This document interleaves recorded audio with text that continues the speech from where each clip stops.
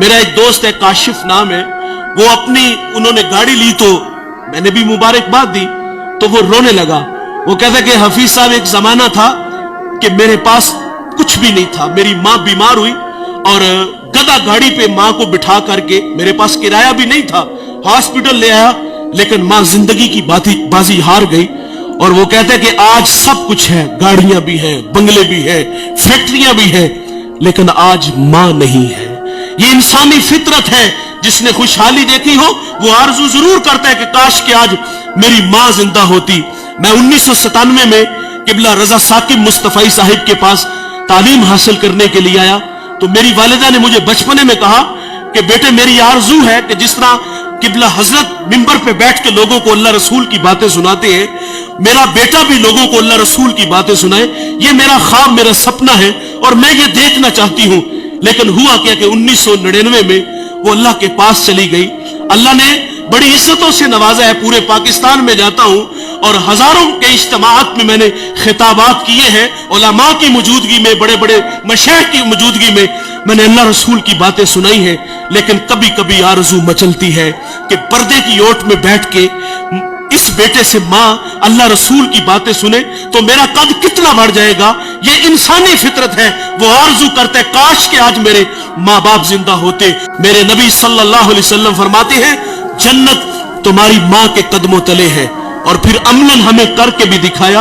हुजूर मुसल्ले पे खड़े हैं, हुजूर ने पीछे पलट के सहाबा को देखा, छम छम आंखें बरसने लगी। माँ कब बिछड़ी थी? जब मेरे नबी की उम्र 6 साल थी। अबवा का टीला, ये एक छोटी सी बस्ती है जहां सैयदा आमिना रदी अल्लाह ताला अन्हा आके रुकती है। आपको बुखार हो गया था और बुखार तलख था जिसने सैयदा आमिना रदी अल्लाह ताला अन्हा की जान ले ली थी। सांसें टूटने लगी तो हजरत आमिना ने उम्मे ऐमन को कहा कि मेरे बेटे मोहम्मद को अमीर कुरैश तक पहुंचा देना। और वक्त रुखसत हुजूर को पास बुला लिया।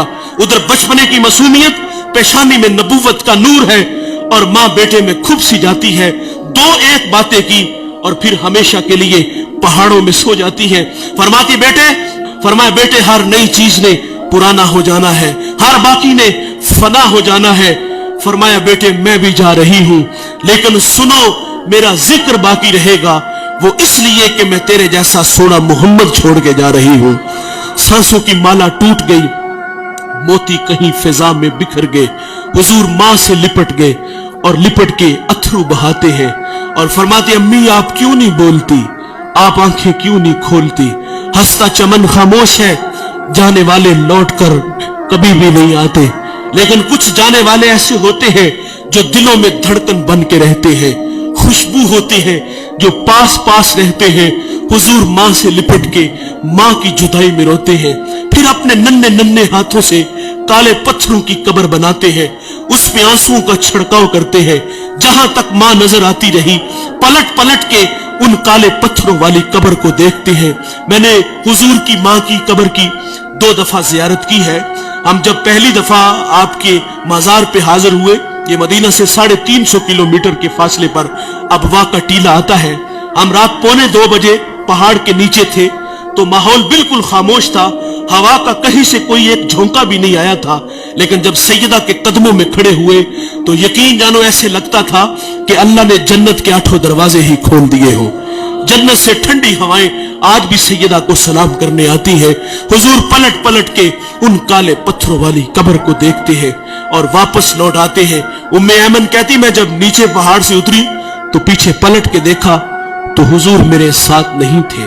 फरमाती, मैं दोबारा फिर पहाड़ पे चढ़ी और मेरी आंखें क्या देखती है, हुजूर मां के सराने खड़े हैं और वहां खड़े होकर कह रहे थे कि मां जी, आप तो जानते हो कि मेरा इस दुनिया में आपके सिवा कोई भी नहीं है। उम्मे ऐमन की भी जान निकल गई, हुजूर को सीने से लगा लिया।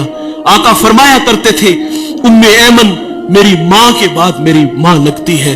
साहिब 6 साल की उम्र में मां बिछड़ी थी, आज मुसल्ले पे खड़े हैं, ताहद्दे नजर असहाब हैं, छम छम आंखें बरस रही है। और फरमाया सहाबा, काश के आज मैं मोहम्मद की मां जिंदा होती, मैं तुम्हें नमाज इशा पढ़ा रहा होता, उसमें सूरत फातिहा की किरात भी कर चुका होता, फिर मेरी माँ को मुझसे कोई काम याद आ जाता, वो मस्जिद नबवी के दरवाजे पे आके कहती, इब्नी मुहम्मद, मेरे बेटे मुहम्मद मेरी बात सुनो। हुजूर फरमाते नमाज तोड़ के पहले माँ की बात को सुनता। हुजूर ने अमलन हमें माँ की इज्जत करके बताया, तो साहिब इनकी कदर इनकी जिंदगी में करो। मैं एक जगह खिताब करने गया तो एक बूढ़ा मेरे पास आके बैठ गया और रोने लगे। मुझे कहते मौलवी साहब मैनू एक मसला ते दसो, जिन्हें मां वेखी ना होवे ओदा की बनेगा। कहीं बचपन में मां बिछड़ गई, खिदमत का मौका ना मिला और आज आरजू कर रहा है काश मां होती तो मां की खिदमत करता। और मुझे वो नकम्मे और नलायक बेटे याद आए कि जिन्होंने माँ बाप को धक्के देके घर से निकाल दिया, और माँ बाप जो है वो जिल्लत और रुसवाई वाली जिंदगी गुजार रहे हैं। आज की इस बज़म में मैं और आप अज़म करें कि आज के बाद हम माँ बाप का दिल नहीं दुखाएंगे। माँ बाप नाराज हैं तो अभी जाके उनसे माजरत कर ले।